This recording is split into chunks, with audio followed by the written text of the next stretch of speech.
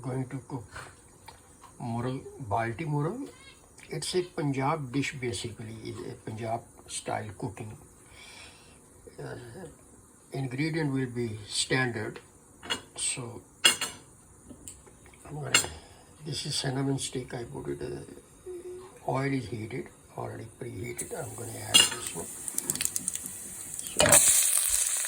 So chopped onion.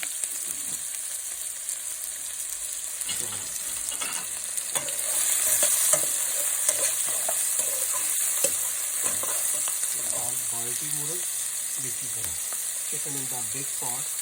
The chicken is very whole chicken. It's almost 2 pounds or a little bit less or more. So here is tomato I chopped, small pieces.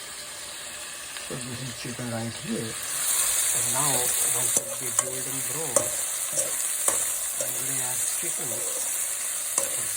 Then I will add all other ingredients, standard ingredients like turmeric, chili powder, salt, and cilantro, garlic, ginger.